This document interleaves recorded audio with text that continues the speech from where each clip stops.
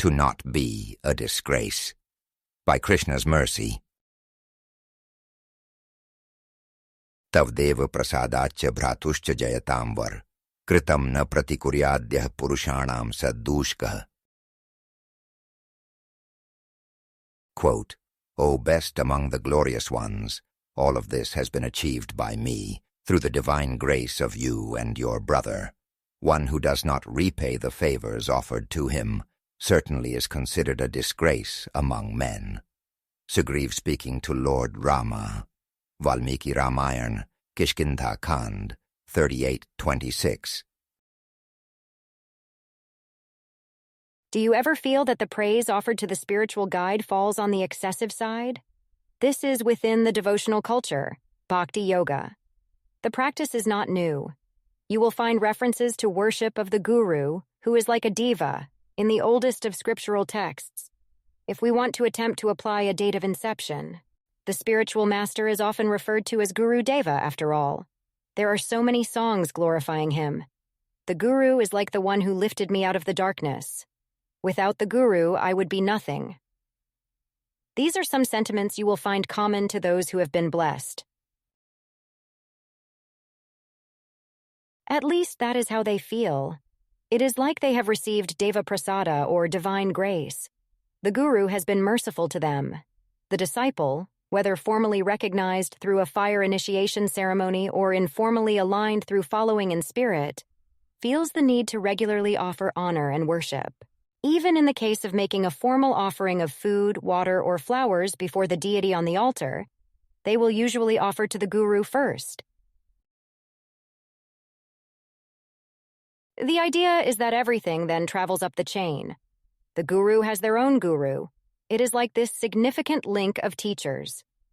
When you reach the origin, you have found the original person himself. The knowledge is therefore accepted in a descending process, as described by His Divine Grace, A.C. Bhaktivedanta Swami Prabhupada. This is all well and good. It makes sense to honor those who are worthy of honor. But do not the repeated plaudits and praises run the risk of tarnishing the relationship?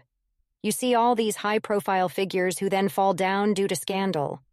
I am sure the obsequiousness of their followers didn't help matters. It was likely a contributing factor to the false ego rising to dangerous levels.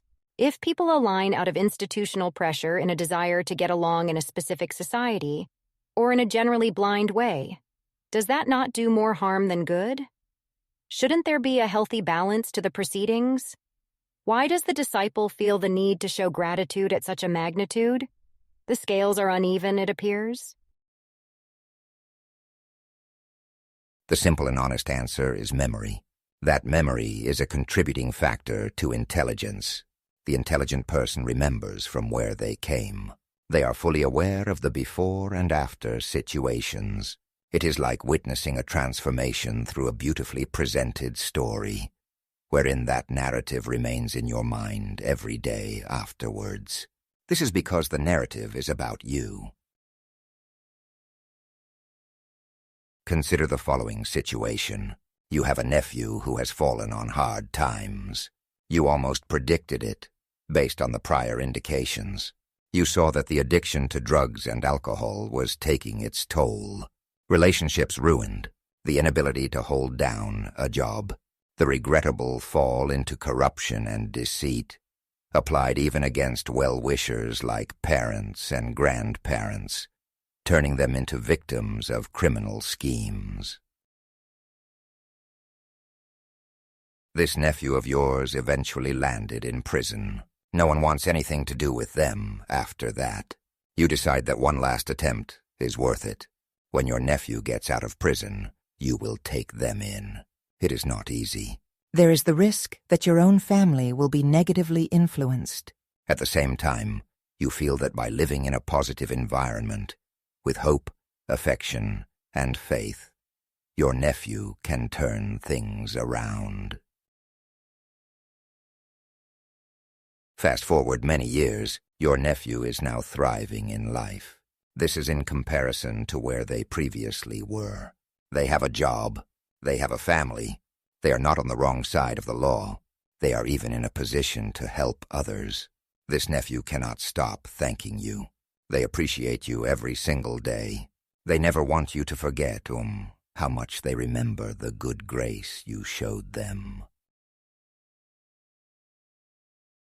This story begins to touch the surface of the deep-rooted sentiment of the disciple towards the guru. The disciple tends to think along the following lines. I am sorry, but my life was miserable before. I was always unhappy. I was depressed. I was envious of everyone else. I had no direction in life. The guru, just by their example, was able to lift me up. It is like they intentionally intervened against my will to rescue me from the sadness and despair. I am in a much better place now. I feel as if God is always with me. I am thriving in life. I am a winner. I am not a loser, though I certainly once was. I will never forget from where I came. I will never forget the person who saved me. From the pastimes of Sri Rama on this earth, we have the instruction from the Vanar leader named Sugriva. He says that a person who does not repay favors is a disgrace amongst men.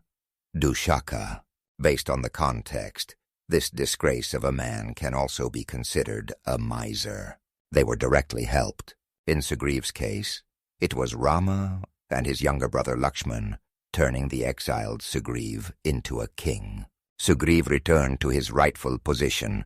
He was previously in fear and perpetual dread. Rama, who is an avatara of Vishnu, the supreme personality of Godhead, directly intervened. Rama even violated the standard conventions of battle applying to warriors. He did so to help a friend in Sugriva.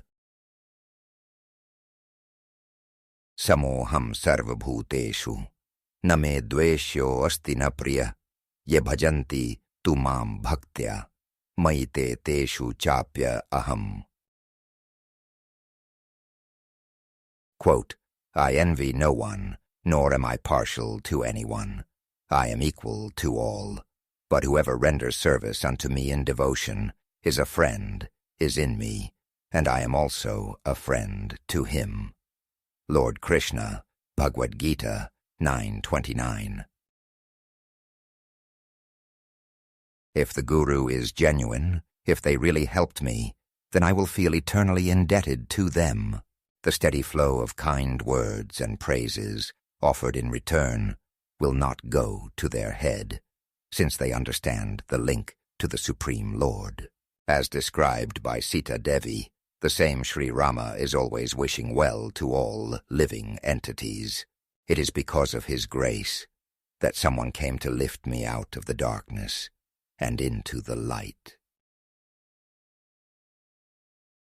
Rameti pratito loke gunvan satyavan shuchi, vishalaksho mahabahu sarvabhuta hite ratha. Quote, my husband Rama is famous throughout the world. He is pure, truthful, and very gentle.